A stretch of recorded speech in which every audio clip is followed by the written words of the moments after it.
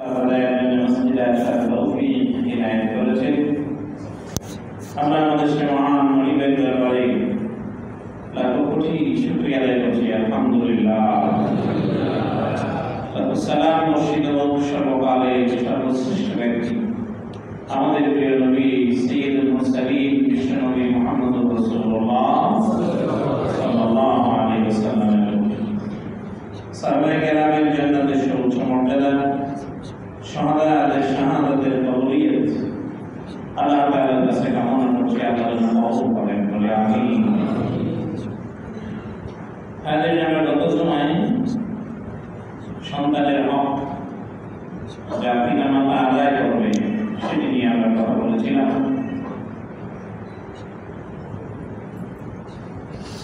আমরা পিতা মাতার হক যা সন্তান আদায় করবে সেটি নিয়ে আজ সংক্ষেপে কথা বলবো। সুবহানাকা লা ইলমা লানা ইল্লা মা আল্লামতানা ইন্নাকা আনতাল আলিমুল হাকীম।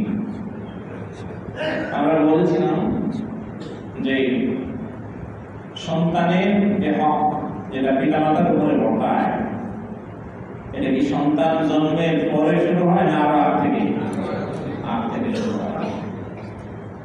আগে আছে কতগুলো, আবার জন্মের পরে কতগুলো। জন্মের পরেই তার একটা ভালো নাম রাখা, কানে আজান দেয়া, ভালো একটা নাম রাখা, এরপরে তাকে দ্বীন শিক্ষা দেয়, আদব শিক্ষা দেয়, সন্তানকে কোরআন শিখানো পিতা মাতার উপরে এটা বিরাট বড় দায়িত্ব। এই সুন্নাত নাকি কোনটা? ফরজ। পিতা মাতার উপরে ফরজ যে তিনি তার সন্তানকে কোরআন শিক্ষা দেবেন। এরপরে আস্তে আস্তে যখন প্রাপ্তবয়স্ক হবে তার জন্য বিয়ের ব্যবস্থা করা পিতা মাতাই করবে। আমাদের সমাজে একটা সামাজিক ব্যাধি হয়ে দাঁড়িয়েছে যে ছেলেকে একটা কিছু করতে হবে, সেটা সরকারি চাকরি পেলে খুবই ভালো, আর না হয় একটা চাকরি তাকে করা লাগবে। অবশ্যই এটা দরকার আছে। বহু যুবক এই জন্য বিয়ে করতে পারতেছে না। মনে রাখা দরকার, রিস্কের মালিক, রিস্কের চাবিকাঠি, রিস্কের দায়িত্ব কার হাতে? আল্লাহ। বিয়ের পরে রিজিক বাড়ায় দেবেন আল্লাহ তাআলা। এটা রাসূল সাল্লাল্লাহু আলাইহি ওয়াসাল্লামের সহিহ হাদিস। বিয়ের পরে রিজিক বৃদ্ধি করে দেবেন কে? আল্লাহ। কারণ মেহমান বাড়ছে, আপনার সংসারে অতিথি বাড়বে, জনসংখ্যা বাড়বে, রিজিকের দায়িত্ব কার হাতে? আল্লাহ। হাদিস শরীফে আল্লাহর নবী বলেছেন, ফাইন আসাবা فإنما إثمه على أبيه فإن بلغ ولم يزوجه।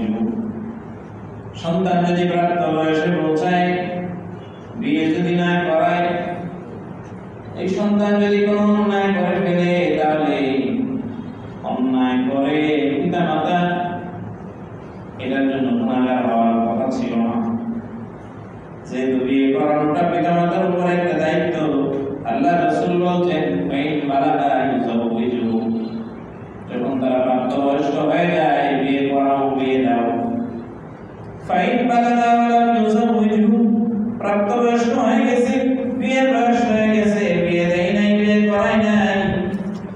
ফাইন আসাবা, তারা যদি কোনো গুনাহ করে, গুনাহ করলে, অন্যায় কাজ করলে যে পরিমাণ গুনাহ হবে, ফাইন্নামা ইসমুহু আলা আবি, সমপরিমাণ গুনাহ আল্লাহ পিতা মাতার আমলনামায় দিয়ে দেবে। নাউযুবিল্লাহি মিন যালিক। আল্লাহ আমাদেরকে হেফাজত করুন, বলি আমিন। এই জন্য বিয়ের ব্যাপারে যুবকদের 25 ক্রস করা উচিত না। এটা একটা সুন্নাহসম্মত বয়স। রাসূল সাল্লাল্লাহু আলাইহি ওয়াসাল্লাম বিয়ে করেছেন কত বছর বয়সে? 25 বছর। 25 বছর বয়সে। এটা একবারে আমার মনে হয় এখনকার যুগের লাস্ট স্টেজ। মিডিয়ার কারণে, আপনার তথ্য প্রযুক্তির কারণে অনেক বিশেষে আগেই যে তার জ্ঞান তৈরি হয়ে যায়। বিয়েটা আগে হলে বিয়ে মানুষকে অন্যায় থেকে ফিরায়, খারাপ কাজ থেকে দূরে রাখে। রাসূলুল্লাহ হাদিস। আল্লাহ তাআলা আমাদেরকে আমাদের সন্তানদের আসামি না বানায় পরকালে সন্তানদের সুপারিশ পেতে পারি এমন অনেক সন্তান তৈরি করার তৌফিক, তাদের হকগুলো আদায় করার তৌফিক আল্লাহ আমাদেরকে দান করুন। পাশাপাশি এটাও জরুরি, অনেক মানুষের সন্তান নাই, যার সন্তান নাই এটা আপনাকে বলেও বোঝানো যাবে না যে কতটা মুশকিল। প্রিয় ভাইরা, সন্তান দেওয়া না দেওয়া এটার একমাত্র মালিক কে? এই জায়গাটায় আমরা অনেক সময় বলবো, মানুষ সেখানে যায় মাজারে দৌড়ায়। আমি কোনো মানুষকে দেখেছি মাজারে সেজদায়, মাজারে পড়ে যে সেজদার অবস্থায় দোয়া করছে, আরে আমাকে ছেড়ে দাও, মেয়েরা সন্তান দাও। যিনি এটা দেওয়ার মালিক না, পরিষ্কার করে আল্লাহ কোরআন কারিমে বলেন, ইয়াখলুকু মা ইয়াশা ইয়াহাবু লিমান ইয়াশাউ ইনাসান ওয়া ইয়াহাবু লিমান ইয়াশাউ আও ইউযাওwijuhum যুকরানান ওয়া ইনাসান ওয়া ইয়াজআলু মান ইয়াশাউ আযীমা। আল্লাহ যাকে ইচ্ছা কন্যা সন্তান দেন, যাকে ইচ্ছা পুত্র সন্তান দেন, যাকে ইচ্ছা দুইটাই দেন, আবার যাকে ইচ্ছা দুইটার একটাও দেন না। তারা আল্লাহর কোরআনের আয়াত অনুযায়ী দেওয়া না দেওয়ার একমাত্র মালিক কে? চাইলে না আল্লাহর কাছে চাওয়া লাগবে। হযরত জাকারিয়া আলাইহিস সালাম নিঃসন্তান ছিলেন, বৃদ্ধ বয়সে তার সন্তান হয়েছে। হযরত জাকারিয়া আলাইহিস সালামের ঘটনা আপনাদের সামনে বলেছিলাম। তিনি ছিলেন মারিয়াম আলাইহিস সালামের কাফির। পৃথিবীতে পিতা ছাড়া একজন শিশু জন্মগ্রহণ করেছেন, কি নাম তার? ঈসা আলাইহিস সালাম। হযরত ঈসা আলাইহিস সালাম আল্লাহর নবী, পবিত্র আত্মার রূহ কুদুস। হযরত ঈসা আলাইহিস সালাম তার মায়ের নাম হচ্ছে মারিয়াম। মারিয়ামের মা, তারও সন্তান ছিল, সন্তান নাই। কোন একদিন ঘরে বসে থেকে ঘরের জানালা দিয়ে দেখেন একটা পাখি, মা পাখি তার বাচ্চাকে এত আদর করে খাওয়াচ্ছে। হযরত মারিয়াম আলাইহিস সালামের মা, তার মনে বড় দয়া হয়ে গেল, দেখে ভাব তৈরি হলো যে আমার যদি একটা সন্তান থাকতো, আমি আমার সন্তানকে আমার সর্বোচ্চ রহম দিয়ে, আমি আমার সন্তানকে সর্বোচ্চ ভালোবাসা দিয়ে লালন পালন করতাম। মশারি সরাসরি বাবা অথবা মা মশারির বাইরে থাকে, কিন্তু সন্তানকে মশারির বাইরে রাখে। মশারি টানানোর পর ভিতরে যদি মশা থাকে, নিজে চিন্তা না করে বোম আরাম করে মশা মারে, তারপরে ঘুমায়, যাতে আদরের সন্তানকে মশারি আমার। মানুষ তার জীবনের অর্জনের সর্বোচ্চটা তার সন্তানের জন্য দেয়। আপনি আপনার লাইফ নিয়ে অ্যানালাইসিস করে দেখেন যে আপনি আপনার জন্য কতটুকু করছেন আর তাদের জন্য কতটুকু করছেন। একটা সময় তো মানুষের চলে আসে এমন, একটা বয়স আসে এমন, সে আর নিজের জন্য বাঁচে না, সে তখন অন্যের জন্য, তার সন্তানের জন্য সে বেঁচে থাকে, তার জন্য সে সাপোর্ট দেয়। দয়া উদয় হল। এবার তিনি সন্তান চাইলেন কার কাছে? নবীর স্ত্রী ভুল করতে পারেন না, আল্লাহর কাছে সন্তান চাইলেন, আল্লাহ তুমি যদি আমাকে একটা সন্তান দিতে, আমি লালন পালন করতাম সর্বোচ্চ মহব্বত দিয়ে। এরপরে আল্লাহ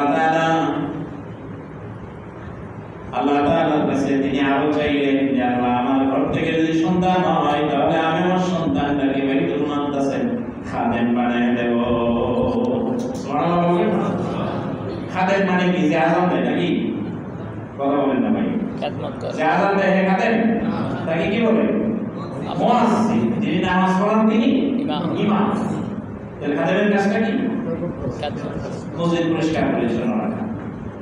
আচ্ছা, আপনারা কি দেখছেন কোনদিন যে মসজিদের খাদেম মহিলা? শুনছেন? তো ওটা হয় না, মহিলা মসজিদের খাদেম করবে, খেদমত করবে। খাদেম মহিলা আছে মসজিদে, আরামে আছে, মসজিদের অমিতা আছে, মহিলাদের যে সেকশন, ওই সেকশনের জন্য আপনার মহিলা ভলান্টিয়ার আছে, খাদেম আছে। প্রিয় ভাইরা আমার, খাদেমের পোস্ট অনেক বড়।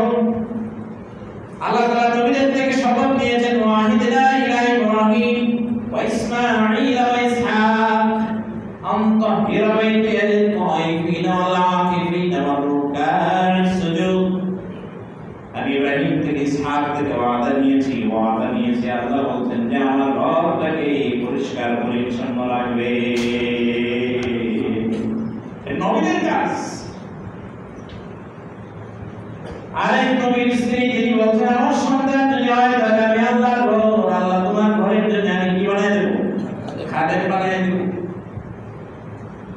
খাদেম সাধারণত পুরুষ হয়, কৌশলে আল্লাহর কাছে ছেলে চাওয়া। কারণ নবীরা তো অনেক জ্ঞানী, কোনদিন কোন নবী আল্লাহর কাছে ছেলে সন্তান চান নাই। নবীর স্ত্রী তিনি তার খেলাফ করতে পারেন না, তিনি পুত্র সন্তান চান নাই।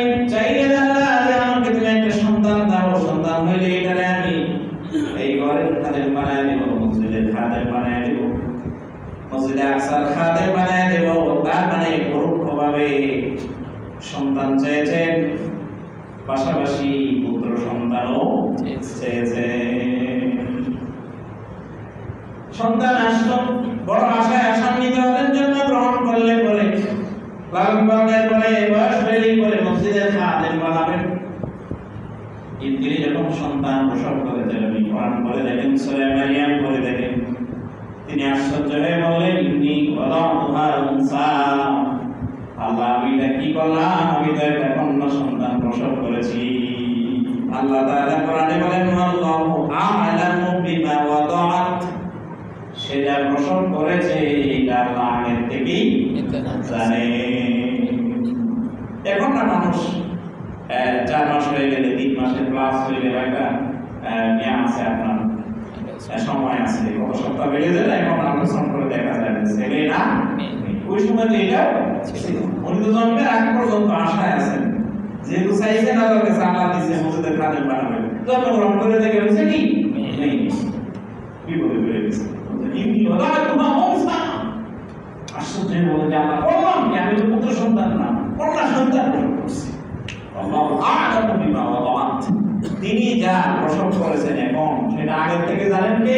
আল্লাহ প্ল্যান করে দিয়েছেন। আল্লাহ রাব্বুল আলামিন বলেন লাইসা যায়কুম কামুসা, এটা বুঝে তোমার মন ভরে না। কখনো কখনো পুত্র সন্তানের চাইতে কন্যা সন্তান শ্রেষ্ঠ হয়, বলেন সুবহানাল্লাহ। কোরআনে একটা আয়াতে এমন নাই আল্লাহ বলছেন পুত্র সন্তান শ্রেষ্ঠ, কিন্তু এই আয়াতে মারিয়াম আলাইহিস সালামের ব্যাপারে আল্লাহ বলছেন আলাইসা যাকারু কামুসা, এই কন্যা সন্তান পুত্র সন্তানের সমান নাকি? কখনো সমান নয়, মর্যাদা অনেক বেশি। কারণ তিনি এক নবীর সন্তান, আবার আরেক নবীর মা। পৃথিবীর সবচেয়ে বড় ইতিহাস, পিতা ছাড়া যে সন্তান জন্মগ্রহণ হয়েছে তার গর্ভে। তাহলে সন্তান চাইতে হবে কার কাছে? আল্লাহর কাছে। এই মারিয়ামের দেখাশোনা কে করবে? দেখাশোনা করার জন্য তার পিতা মৃত্যুর পর বিরাট বড় ঘটনা কোরআনে বর্ণিত হয়েছে। মারিয়ামের কাফির কে হবে?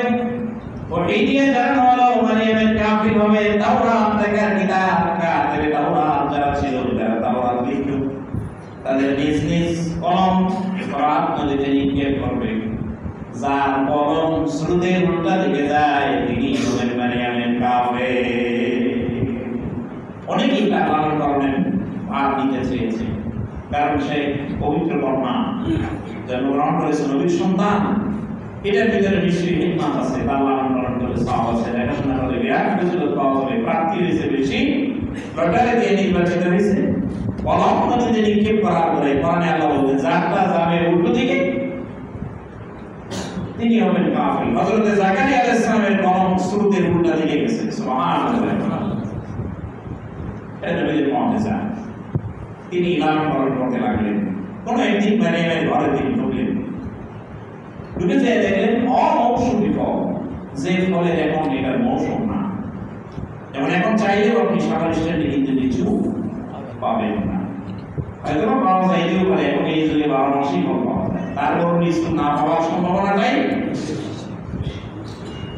এরপরে ধরেন এখন আরো 3 মাস পরে যদি করেন 2 মাস পরে যদি কারো হাতে আপনি লিচু দেখেন যে প্রশ্নটা চায়না লিচু বড় বড় বলবেন যে সর্বনাশ ভাই পাইলেন কই?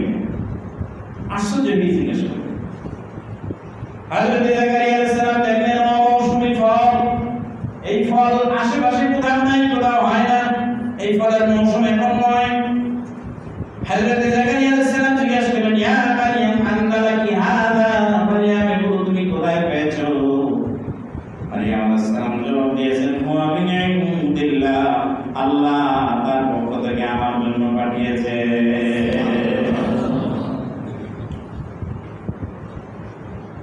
হযরত জাকারিয়া আলাইহিস সালামের মনে ধারণা জন্মিল, নতুন করে চিন্তার দ্বার উন্মোচিত হলো। অমৌসুমে আল্লাহ যদি মারিয়ামের ঘরে ফল পাঠাইতে পারেন, তাহলে আমার সন্তান হওয়ার মৌসুম চলে গেছে, বৃদ্ধ বয়সে চলে আসছে, এখন আমার সন্তান হওয়ার মৌসুম নয়। এই মৌসুমে যে আল্লাহ মারিয়ামের ঘরে ফল পাঠাতে পারেন, সেই অমৌসুমে আল্লাহ আমাকে সন্তান দিতে সক্ষম। এবার তিনি নামাজে দাঁড়ায় গেলেন, নামাজে দাঁড়ায় আল্লাহর কাছে তিনি সাহায্য চাইলেন। সুবহানাল্লাহ বলবেন না?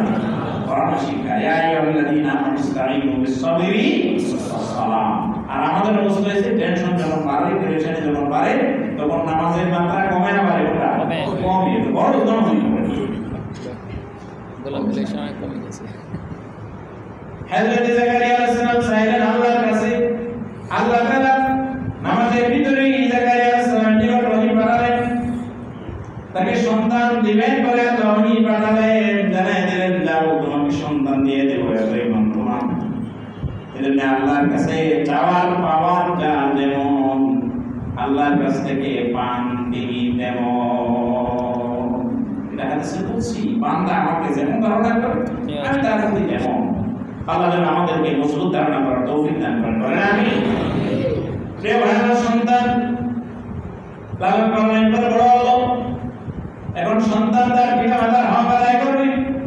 কোরআন কারিমে আল্লাহ রাব্বুল আলামিন সূরা বনী ইসরাঈলে অনেক লম্বা করে এক আয়াত দিয়ে আল্লাহ শেষ করেন, এই লম্বা করে আল্লাহ বর্ণনা করেছেন, ওয়াকাদা রাব্বুক, তোমার রব ফয়সালা দিয়েছে আল্লাহ তা'বুদু ইল্লা ইয়া, ইবাদত করবে শুধুমাত্র আল্লাহ। ওয়াবিল ওয়ালিদাইনি ইহসানা, পিতামাতার সাথে সদয় ব্যবহার করবে, ভালো ব্যবহার করবে। ইম্মা ইয়াবলুগান্না ইনদাকাল কিবারা আহাদুহুমা আও কিলাহুমা, আল্লাহ ব্যাখ্যা করছেন, দুইজনই অথবা দুইজনের একজন যদি বৃদ্ধ অবস্থায় পৌঁছায় যায়, ফালা তাকুল লাহুমা উফ, তুমি তোমার পিতামাতার আচরণে অসন্তুষ্ট হইয়া উফ শব্দটা উচ্চারণ করো না। কে বলছেন? আল্লাহ বলছেন, ফালা তাকুল লাহুমা উফ, উফ বলবে না। পিতামাতার আচরণে অসন্তুষ্ট হয়ে উফ বলবে না, কারণ মানুষ বৃদ্ধ হয়ে গেলে শিশু হয়ে যায়, এক কথা বারবার বারবার বলে, একই আচরণ বারবার বারবার করে, যা না করা উচিত সেটা করে। আল্লাহ বলছেন, ফালা তাকুল লাহুমা উফ, পিতামাতার আচরণে অসন্তুষ্ট হয়ে যায়, উফ শব্দটা বলবে না। ফালা তানহারহুমা, ধমক দিবে না। ওয়াকুল লাহুমা কাওলান কারীমা, ও নরম ভাষায় ভদ্রতার সাথে সর্বোচ্চ ভদ্রতা ব্যবহার করে তার সাথে কথা বলো। ওয়াকফিদ লাহুমা জানাহাল যুল্লি মিনার রাহমা, তুমি তোমার দয়ার সর্বোচ্চ সীমা থেকে রহমতের দুটি হাত তুমি সম্প্রসারিত করো, দয়ার দুটি হাত সম্প্রসারিত করো। ওয়াকফিদ লাহুমা জানাহাল যুল্লি মিনার রাহমাতি ওয়াকুর রাব্বিরহামহুমা কামা রাব্বায়ানি সগীরা, এবং বলো রব্বিরহামহুমা কামা রাব্বায়ানি সগীরা। আমরা আমাদের পিতামাতার জন্য কি দোয়াটা করব এটাও শিখিয়ে দিয়েছেন কে? আল্লাহ। প্রিয় ভাইরা, প্রতিজন আপনি অন্যদিকে বটেই, যখনই সময় পাবেন আমরা আমাদের পিতামাতা জীবিত মৃত সকলের জন্য এই দোয়া করা যায়, রব্বিরহামহুমা কামা রাব্বায়ানি। আল্লাহর রহমত শুধু জীবিতদের জন্য নাকি মৃতদের জন্য? কোনটা? জীবিত মৃত দুজনের জন্য। রব্বিরহামহুমা কামা রাব্বায়ানি সগীরা, তাদের জন্য দোয়া করো। প্রিয় ভাইরা, রাসূলুল্লাহ সাল্লাল্লাহু আলাইহি ওয়াসাল্লাম বলেন আরো কঠিন কথা,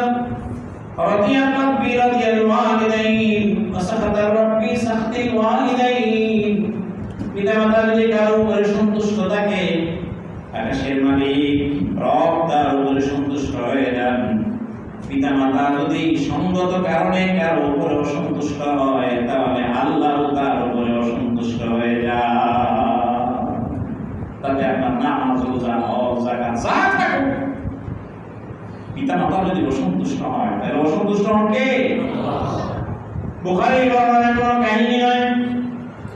বনি ইসরাঈলের একজন বড় আলেম হযরত জুরাইজ রাহিমাহুল্লাহ অনেক বড় আলেম ছিলেন। তিনি তার একটা নিজস্ব আলাদা ইবাদতখানা ছিল, ইবাদতখানা ছিল আলাদা। জুরাইজ তিনি অনেক বেশি সালাতে সময় দিতেন, নামাজে অনেক বেশি সময় দিতেন। হযরত জুরাইজের মা একদিন এলেন তার সাথে দেখা করতে। ইবাদতখানার বাইরে দাঁড়িয়ে দিয়ে ছেলেকে ডাকলেন, জুরাইজ, ও জুরাইজ। হযরত জুরাইজ তখন নামাজে ছিলেন। চিন্তা করলেন কোনটা করবো, মায়েরটাকে সারা দিব নাকি নামাজ করবো। এই চিন্তা ভাবনা করে ভাবলেন নামাজ শেষ করি, এরপরে আমি আমার মায়েরটাকে সারা দিব। নামাজ শেষ করলেন, শেষ করে বের হয়ে দেখলেন মা নাই, চলে গেছে। আবার নামাজ শুরু করলেন, আবার নামাজের মধ্যে মা এসে ডাকলেন, জুরাইজ। এবার তিনি চিন্তা করলেন কি করবো, নামাজ ছেড়ে দিব নাকি মায়েরটাকে সারা দিব। হযরত জুরাইজ ভাবলেন আচ্ছা নামাজটা শেষ করি, এরপরে মায়ের সাথে কথা বলি। নামাজ শেষ করে বের হলেন, বের হয়ে দেখেন মা নাই, ডাইকা চলে গেছে। ভাবলেন চলে যেহেতু গেছে বেশি গুরুত্বপূর্ণ না মনে হয়, আর একটু নামাজ পড়ি। হযরত জুরাইজ দ্বিতীয়বার নামাজে দাঁড়ালেন। এবার নামাজ সালাম বলে রাখি, ফরজ নামাজ অবস্থায় যদি কারো পিতামাতা ডাকে, ফরজ নামাজ ভেঙে তাদেরটাকে সারা দেয়া যাবে না। কিন্তু নফল নামাজ যদি হয়, সুন্নত নামাজ যদি হয়, নামাজরত অবস্থায় যদি পিতামাতাকে সন্তান ডাক দেয়, তাহলে দ্বীনের নিয়ম হচ্ছে, দ্বীনের বিধান হলো, শরীয়তের নিয়ম হলো সুন্নত এবং নফল নামাজ বাদ দিয়ে সন্তান পিতামাতার ডাকে সাড়া দেবে আগে। সুবহানাল্লাহ। শুধু ফরজ নামাজ বাদ দিয়ে। হযরত জুরাইজ তৃতীয়বারে নামাজে দাঁড়ালেন। মা এসে আবার ডাকলেন, জুরাইজ। জুরাইজ কয়েকবার ডাকলেন, কথা বলেন। মা শেষে বিরক্ত হয়ে রাগ করে বললেন, জিনাকার মহিলার মুখ না দেখা তোমার যেন মৃত্যু না হয়। বলেন নাউযুবিল্লাহ। মা একটা বদুয়া দিয়ে দিলেন। হযরত জুরাইজ বদুয়া উপযুক্ত ছিলেন না, আল্লাহর ইবাদতে মগ্ন ছিলেন, কিন্তু উচিত ছিল নফল নামাজ বাদ দিয়ে মায়ের ডাকে সাড়া দেয়া। তিনি ইবাদতকে এত বেশি প্রাধান্য দিয়েছেন, নামাজ পড়ার পরে মায়ের সাথে দেখা করতে গেছেন, পান নাই। জীবনের শেষ দিকে হযরত জুরাইজ তিনি তার ইবাদতগাহে বসা। এক মহিলা দৌড়ে এসে ঘরের ভিতরে ঢুকে বলছে, তোমার আমার খুব পছন্দ হয়েছে, এখন বাকি কামটা চলো সেরে ফেলে। হযরত জুরাইজ তখন বললেন, ইন্নী আখাফুল্লাহ রাব্বুল আলামিন, এই ব্যাপারে আমি আমার আল্লাহকে দারুণ ভয় পাই। সুবহানাল্লাহ। হাদিস শরীফে আল্লাহর নবী বলেন, সাত শ্রেণীর মানুষকে আল্লাহ তাআলা তারা আরশে আযমের ছায়ার নিচে আসরের দিন ডেকে ডেকে আশ্রয় দিবেন। তার একটা প্রকার হলো কোন মহিলা যার হাসবিন ওয়া জামালিন, বংশ সম্পন্ন সুন্দরী কোন মহিলা যদি অন্যায় কাজের জন্য ডাকে, আর ডাকলে পরে উনি যদি বলে, ইন্নী আখাফুল্লাহ রাব্বুল আলামিন, আমি আমার আল্লাহকে ভয় পাই, এই কাজ আমি পারবো না।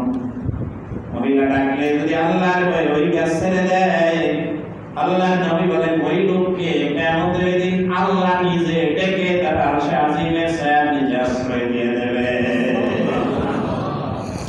কিন্তু আরেকজনে ডাকলে আপনি এটা বলবেন তা না, মনের প্রবৃত্তি তো এত খারাপ, কারো কারো ডাকবে কেমনে, নিজেই তো ওই ডাক খুঁজে বেড়ায়। প্রিয় ভাই আমার, চরিত্রের হেফাজত বড় গুরুত্বপূর্ণ। জুরাইজ রাদিয়াল্লাহু রাজি হন নাই, অনেক জোরাজুরি করলো, মহিলা উনি রাজি হন নাই। অবশেষে ওই মহিলা বলল, তোমার ঠিক না করে নি তো আমি ছাড়বো না, বেশ্যা যদি থাকি তোমার আমি ঠিক করে ছাড়বো। এরপরে মহিলা, বেশ্যা মহিলা, পতিতা মহিলা অন্যজনের সাথে জেনায় লিপ্ত, পেটে সন্তান হলো। পেট সন্তানের আলামত যখন বের হতে লাগলো, মানুষ তারে বললো, কার সাথে মহিলা বলছে ওই যে ইবাদতগাহে আমের ওই যে জোরাই তার সাথে আমি জিনা করছি, ওই ব্যক্তির সন্তান আমার পেটে আছে। নাউজুবিল্লাহ বলবেন না? আসলে সত্য না মিথ্যা? মিথ্যা। তারে সুজা করার লেগে একটা মিথ্যা অপবাদ দিছে। এই জাতীয় মিথ্যা অপবাদ আমাদের দেশে চলে কি চলে না? চলে। বড় বড় আলেমদের নামে এ ধরনের মিথ্যা অপবাদ দেয় জালিমেরা। একবারও শুনে ওদের পড়ানো হয়েছে জ্ঞান নেই, কোনো জ্ঞান নেই, এই জন্য অনেক এই কাজ করে। যারা মিথ্যা অপবাদ দেয়, মিথ্যা সাক্ষ্য যারা দেয়, সূরা ফুরকানে আল্লাহ তাআলা বলেন একে স্থায়ী ঠিকানা জাহান্নাম, তাদের জন্য জাহান্নাম। আল্লাহ যেন আমাদেরকে মিথ্যা সাক্ষ্য থেকে, মিথ্যা মামলা থেকে, মিথ্যা অপবাদ থেকে আমাদেরকে যেন আল্লাহ হেফাজত করেন। বলেন আমিন। যারা আরেকজনের উপর মিথ্যা অপবাদ দেয়, মানুষ না, মানুষের জাতও না, জাহান্নামের জন্যই আল্লাহ এদেরকে তৈরি করেছে। ওই মহিলা মিথ্যা অপবাদ দিল। আচ্ছা বলেন তো দেখি, মিথ্যা অপবাদ দেওয়া বংশ সম্পন্ন কোন মানুষের কাজ নাকি? বেশ্যা, নির্বংশ, তারপরে পতিতা, ওই মহিলার কাজ। কোন ভালো মানুষ কাউকে কোনদিন মিথ্যা অপবাদ দিতে কর্তব্য বেশি আছে, ক্ষমতার দাপট আছে, আরেকজনের উপর মিথ্যা অপবাদ দিছে, আপনি তাকে সম্মানিত মনে করবেন না, মনে করতে হবে আসলে ওইটা ওই জাতেরই। ঠিক না বেটি? জুরাইদ রাদিয়াল্লাহু আনহুর উপরে মিথ্যা অপবাদ দিল। সব মানুষ বিল্লাহি সারাকে জুরাইদের ইবাদত করা ভাইকে কান করে বলে, তাই মারামারি করলো, অবশেষে বলল যে আমার অন্তত আত্মপক্ষ সমর্থনের সুযোগটা দাও। তাই মিয়া সুফিগিরি বহুত দেখাইছো, আর কত? হ্যাঁ, আমার দুনিয়াটা এরকম। আমি আপনাদের মিম্বরে এই জায়গায় বসে আছি, দীর্ঘদিন যাবত ইমামতি করে এই জায়গায় আমাদের সিনেম। আগামীকাল যদি ফেসবুকে, ইউটিউবে একটা নিউজ যদি বের হয়, হুজুর তো অমুকের মহিলার সাথে সম্পর্ক করে বলেছে, এটা আমি নিশ্চিত জানি 50% মানুষ বিনা দলিলে বলবে যে এই কামটা হুজুরের প্রমাণ তো ঠিক আছে। ঠিক আছে, দলিল বুঝতে পরে আগে বলবে যে হুজুর মানুষ এই কামটা করছে, আসলে কামটা ঠিক করে। এই বাস্তবতা, এটাই বাস্তবতা। আমরা এই ফেসবুকের খবর, ইউটিউবের খবর ওই চেয়ে বেশি সত্য মনে করি। অথচ কোরআন-কারীমে আল্লাহ বলেন, ইনজাআকুম ফাসিকুন বিনাবাইন ফাতাবায়ানু। কোন ফাসিক যদি সংবাদ নিয়ে আসে, সেটাকে যাচাই করা ছাড়া কোন অবস্থাতেই সেটাকে বিশ্বাস করুন। কালকে রাতে আপনারা দেখেছেন কিনা জানি না, কাজী ইব্রাহিমের মৃত্যু সংবাদ বেরিয়েছে, 3-4টা পোস্ট হয়েছে, আমি দেখছি 3-4 জায়গায় শেয়ার করতে যায়। চিন্তা করলাম রাসূলুল্লাহর হাদিস মনে পড়ছে, কাফা বিল মারই কাযিবান আই ইউহাদ্দিসা বিকুল্লি মা সামিআ। কোন ব্যক্তি মিথ্যাবাদী হওয়ার জন্য এটাই যথেষ্ট, যা শুনলো তাই বলে বেড়াইলো, কোন যাচাই বাছাই ছাড়া। যা শুনলো তাই বলে বেড়াইলো। আমি দেখলাম আজকের সাথে সাথে শেয়ার দিয়ে দিই, মিথ্যাবাদী হওয়ার জন্য এটাই যথেষ্ট, আমি মিথ্যাবাদীদের সাথে শামিল হবো। আমি ভাবলাম, দেখলাম যে একটা অথেন্টিক কোনো আইন না। সাথে সাথে দেখলাম কিছুক্ষণ পরে ইন্টারনেট আবুল আমাদের বাসা করি বসে দিয়েছেন যে না, কাজী ইব্রাহিম তিনি সুস্থ আছেন, এই নিউজটা ফেক। এই ফেক বলার পরও যে পোস্ট দিছে, তার পোস্টে আরেকজনের কমেন্ট করছে যে এটা ফেক, তিনি মৃত্যুবরণ করেন, এই সুস্থ আছেন। হ্যাঁ, কোনো মানুষ লিখে দেয় ইন্না লিল্লাহ ইন্না লিল্লাহ। আল্লাহ তাআলা আমাদেরকে হেফাজত করুন, বলেন আমিন। এই মানুষগুলো জুরাইদের ইবাদত করা ভেঙে ফেলল, জুরাইদের উপরে চড়া হলো। এরপরে বললেন আমার একটু সময় দাও। এখন বলেন ওই মহিলার সাথে উনি জিনা করে নাই, এটার জন্য প্রমাণ পাওয়া সহজ না কঠিন? মহিলা নিজে বলতে আমার সাথে জিনা করছে, তার বাচ্চা আমার পেটে। এখনকার এই যুগে না ডিএনএ টেস্টের সুযোগ আছে। এরপরও তো ডিএনএ টেস্ট সবাই করতে পারে না, ছেলেদের মোকাবেলায় এটা অনেক কঠিন জিনিস। যাই করতে করতে রিপোর্ট পাইতে পাইতে একটা সময় দরকার। এর মধ্যে যার ব্যাপারে অভিযোগ করা হয়েছে তার নাম সারা। সেই যুগে এমন কোনো টেস্ট নাই। জুরাইদ রাদিয়াল্লাহু আনহু বিপদে পড়ে এসে 2 রাকাত নামাজ আদায় করলেন, আল্লাহর সাহায্য চাইলেন। আবারও ওয়াস্তাঈনু বিস-সাবরি ওয়াস-সালাহ, নামাজের মাধ্যমে সাহায্য চাইলেন আল্লাহর কাছে, আল্লাহর কাছে সাহায্য চাইলেন। এরপরে দেখলেন যে একটা শিশু মাত্র জন্মগ্রহণ করেছে, এমন কথা বলতে সেখানে কোলের শিশু নবজাতক, কিছুক্ষণ আগে জন্মগ্রহণ করেছে, বয়সটা একেবারে কম। জুরাইদ রাহিমাহুল্লাহ তাকে যায়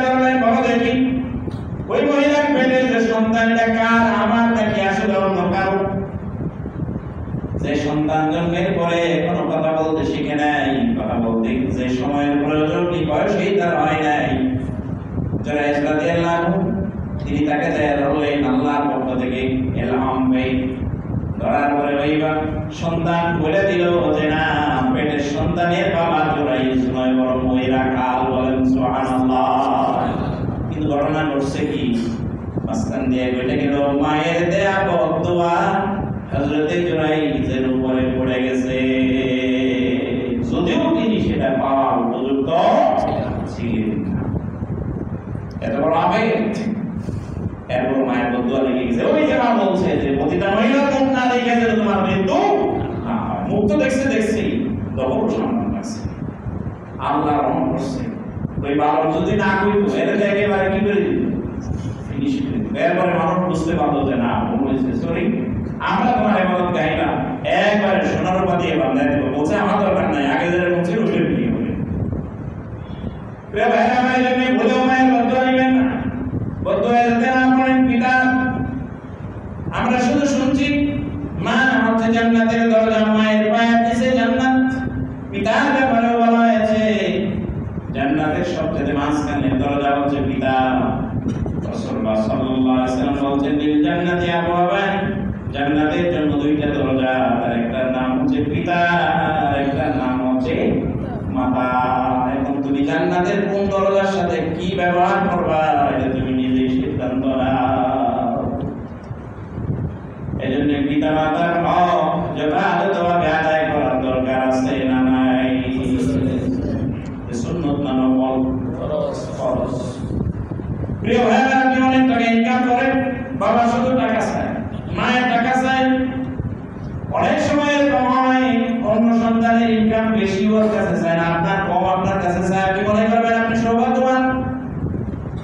কেউ যদি কারো রিজিক বৃদ্ধি করতে চায়, রাসূলুল্লাহ সাল্লাল্লাহু আলাইহি ওয়াসাল্লাম বলেন কেউ যদি তার রিজিক বাড়াতে চায় তাহলে সে যেন তার পিতামাতাকে হাদিয়া দেয়, তাদের কাছ থেকে যেন দোয়া নেয়। কারণ সন্তানের জন্য পিতামাতার দোয়া আল্লাহ কখনো ফেরত দেন না। হাদিয়া নিয়ে বিশের কাছে যাওয়া কবুল না। অমুক বলে বুজুর্গ, অমুক হুজুর, দোয়া কবুল হইতেও পারে না হইতে পারে, 50-50 চান্স আছে, আবার নাই। ঠিক পিতামাতার দোয়া কবুল হবেই যদি আপনার কোনো দরকার আল্লাহ ফেরত দেন না। তাহলে হাদিয়া সেখানে পাঠান, সেই জায়গায় দেন, যা খাইতে পছন্দ করে তা দেন। আল্লাহ তাআলা তার রাসূলকে বলেন কুল মা আনফাকতুম মিন খাইর। হে রাসূল, মানুষেরা আপনাকে প্রশ্ন করে কল্যাণের জন্য ব্যয় করবেন কোথায়? কল্যাণ হবে, ভালো হবে কোথায় ব্যয় করলে, কোন কাজে ব্যয় করলে? আল্লাহ তাআলা বলে দিয়েছেন ফালিল ওয়ালিদাইন, ব্যয়ের এক নাম্বার কাজ হলো পিতামাতা, ওয়াল আকরাবিন, এরপরে আপনার নিকটাত্মীয় সন্তান, স্ত্রী যারা। তাহলে কোরআনে বর্ণিত সবচাইতে সকল ব্যক্তির জন্য ব্যয়ের এক নম্বরের কাজ হলো কোনটা? পিতামাতা। কম বেশি সেটা আলাদা কথা। আপনার পিতাকে 2000 টাকা দিলেই চলে, আপনার সংসারে আলাদা খরচ হয়। ব্যয় যেটাতে বেশি খাত সেটা এক নম্বর নাও হতে পারে। কোরআন কারীমে আল্লাহ বলেছেন কুল মা আনফাকতুম মিন খাইর। আপনি বলেন তোমরা কোথায় ব্যয় করবে? মানুষেরা আপনার কাছে জানতে চায় কোথায় ব্যয় করবে কল্যাণের জন্য। ফালিল ওয়ালিদাইন, এক নাম্বার কোনটা? পিতামাতা। বলেন ভাই এক নাম্বার কোনটা? দরকার নেই এরপর কিছু নিয়ে আসে, সন্তুষ্ট হবে। অনেক মানুষ দেখি এরকম পিতামাতা ইনকাম করে কিছু বদল করে, এরকম আছে পিতামাতার খোঁজও নেয় না, তার সংসার সে নিজে চালানোর জন্য চেষ্টা করে। আছে না এরকম? বিয়ে করার পরে মোট চেঞ্জ হয়ে গেছে। এখন আর পিতামাতার পিছনে ব্যয় করুক এটা তো স্ত্রী পছন্দ করে না। মনে রাখবেন, একজন স্ত্রী তার জন্য সবচেয়ে ভালোবাসা, সবচেয়ে কাছের মানুষ হচ্ছে তার স্বামী। সে চায় তার স্বামীকে নিয়ে দীর্ঘজীবী হবে। আল্লাহ এই জায়গাটা কাট করে দেন। কোন স্ত্রীর কারণে সন্তানের সাথে যদি পিতামাতার দূরত্ব তৈরি হয় তাহলে আল্লাহ ওই ছেলের হায়াত কমে দেন। মানে যারা নিয়ে সে সুখের আশা দেখছিল তাকে আল্লাহ দুনিয়া থেকে উঠায় দেওয়ার পরিকল্পনা করে। হায়াত কমে দেন কে? আল্লাহ। এখন তার হায়াত কম, সন্তানের হায়াত কমবে পিতামাতার সাথে যথাযথ ব্যবহার না রাখার কারণে। আল্লাহ রাব্বুল আলামিন আমাদেরকে এর থেকে হেফাজত করুন, বলেন আমিন। প্রিয় ভাই বোনেরা, ভালোভাবে পড়াই লাগবে।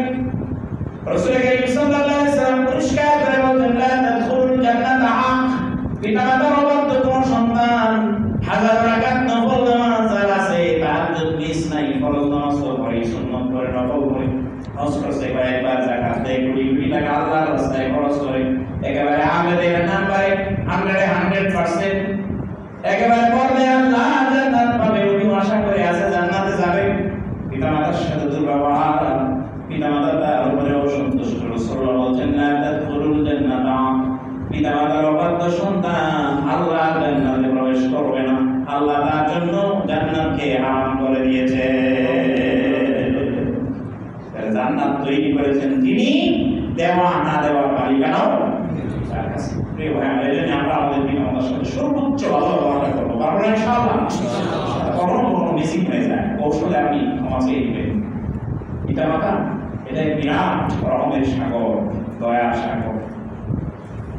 যাদের পিতামাতা মারা গেছে আপনি তাদের জন্য খরচ করুন, সরাইখানা নির্মাণ করেন, যাত্রী সাউন্ড নির্মাণ করে দেন, টিউবওয়েল দিয়ে দেন, যেখানে মানুষের সুপেয় পানির ব্যবস্থা নেই সেখানে পানির ব্যবস্থা করে দেন। মানুষের উপকারে আসে, মানুষ কল্যাণ পায়। কোনো এক রাস্তার মাঝখানে একটা ব্রিজ ভেঙে গেছে, এটা আপনার পক্ষে সম্ভব নির্মাণ করে দেয়, আপনি এটি নির্মাণ করে দেন।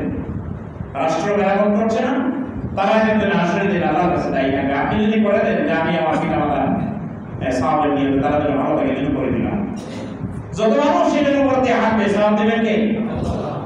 ও ভাইয়ান, 1000 রাকাত নফল নামাজ নয়, শুধু 1000 দিন যদি কেউ ইতিকাফ করে, 1000 দিন যদি কেউ ইতিকাফ করে, এটার যে পরিমাণ সওয়াব হবে, কেউ যদি সামান্য কারো একটু উপকার করে কোনো মানুষের, এটা যদি উপকারে আসে, 1000 দিনের ইতিকাফের চাইতে অন্য মানুষের সামান্য উপকারের মর্যাদা আল্লাহর কাছে অনেক গুণ বেশি।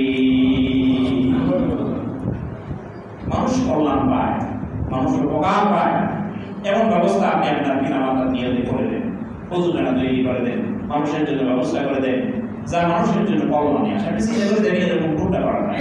আর আমরা করি কি, মনে করে দুনিয়া দরিদ্র নেই, সব মানুষ দেওয়া দেয় না, খাওয়ায়, সিস্টেম আছে না? এটা এখন নিজের পক্ষ থেকে যা দেওয়া হয় এটার নাম হচ্ছে সাদাকা। বলেন এটা কি নাম? এটা খাইলে পারে শুধু গরিব মানুষ, ধনী মানুষের খাওয়ার কোনো সুযোগ নেই। ধনী মানুষ যদি জাকাতের অর্থ খায় তাহলে তার কেমন হবে? আপনি ধনী মানুষ তারা যায় বলেন যে ভাই 1000 টাকা জাকাত নিয়ে আসে আপনার জন্য, আচ্ছা বলেন তো দেখি লোকটা কি খুশি হবে না বেজার হবে? সবচাইতে বাধ্য করে দেবে, সবচাইতে ভালো খাবার যেটা বুফে খাওয়া, কত দিয়ে খাওয়া হয়? কি বাবার ক্লাস নাকি 500-700 না 1000 টাকা দিয়ে খাওয়া হয়, 1500 টাকা দেয় না মাস। আমি যাই না এই জন্য বলতে পারছি 1500 টাকা বাবার ক্লাসে খাওয়া হয়, মানে আইটেমটাকে কত 50-60টা 180টা যতটুকু খাইতে পারে, টাকা 1500 দিয়ে হবে। তো বাবার ক্লাসে দিকে অথবা যে কোনো জায়গায় ভালো খাবার আপনি একটা আনলেন জাকাতের টাকা নিয়ে, ইন্ডিয়া সবচেয়ে ধনী মানুষ এরিয়া বলে ভাই এটা আপনার লেগে আনছি, সুন্দর একটা খাবার জাকাতের টাকাতে নিয়েছে, হবে আমার ওই বেলায় বরাদ দেওয়া দিলে মারা যাওয়ার পরে 40 অথবা এই জাতীয় যেটা কি জিয়াফত নাকি আপনি বলি 4 দিনে খানা সাত তো করে নিন করে 4 দিন খরচ করে এটা নাম দিয়েছে খরচ, এটা ওয়াকামের খরচ করা বন্ধ করুন। খরচ করা জায়েজ নাই। খরচ করার পরে আপনি যদি আশা করেন এখান থেকে সওয়াব পাবেন, সেটা বড় কঠিন, কারণ এটা রাসূলের সুন্নাত। আল্লাহ এর থেকে আমাদের হেফাজত করুন, বলেন আমিন। যা করলে পিতামাতার জন্য কল্যাণ হবে, 10 জনের দিকে আপনি খাওয়ান, মিসকিন খাওয়ান, পারলে একটা এদিন কারণ নিজেই করে পান, সমস্যা নেই। মানুষের জন্য যা কল্যাণ করবে এমন কাজ আপনি করবেন। প্রিয় ভাই, আল্লাহ তাআলা আমাদেরকে পিতামাতার সাথে ভালো ব্যবহার করার তৌফিক দান করুন, বলেন আমিন। আর যাদের পিতামাতা মারা গেছেন তাদের জন্য আমরা ক্ষমা চাইতে থাকবো, দোয়া করতে থাকবো। এই দোয়ার খবর, এই ক্ষমা চাওয়ার খবর পিতামাতার কবরে পৌঁছায় দিবেন কে? আল্লাহ। তোমার সন্তান তোমাদের ক্ষমা চাইছে, না যাবে একটু কমাই দিলাম, সে কমাইতে তাদেরকে যদি ক্ষমার প্রান্তরে নিয়ে যাওয়া যায়, অথবা ক্ষমা প্রাপ্তই ধরে আপনার পিতামাতা এমন ভালো ছিল যে আল্লাহ জান্নাতে চলে গেছে, এখন আপনি দোয়া করবেন আর সুযোগ সুবিধা বাড়বে, আর আল্লাহ জানাই দেবেন এই যে তোমার ছেলে দোয়া করছে, তোমার মেয়ে দোয়া করছে, যেন সুযোগ সুবিধা বাড়াই দিলাম, এটা খুশি হবে নাকি বেজার হবে? তাহলে হাদিয়া জীবিত অবস্থায় যেমন দেওয়া যায়, মরার পরেও হাদিয়া দেওয়ার সিস্টেম আছে, কথা বলেন আছে না নাই? আমরা তাদের জন্য দোয়া করবো, আল্লাহ যেন আমাদেরকে কবুল করেন, বলি আমি। আল্লাহ যেন আমাদেরকে আমাদের সন্তানদেরকে দ্বীনের পথে তৈরি করার তৌফিক দান করেন। পাশাপাশি আমরা আমাদের পিতামাতার জন্য দোয়া করতে পারি, যারা জীবিত আছেন তাদের হক আমরা যেন যথাযথ আদায় করতে পারি, আল্লাহ তৌফিক দান করুন। আমিন। ওয়া মা তাওফীকি ইল্লা বিল্লাহ। প্রত্যেক সারিতে কষ্ট করে একজন করে দাঁড়ায় প্লিজ।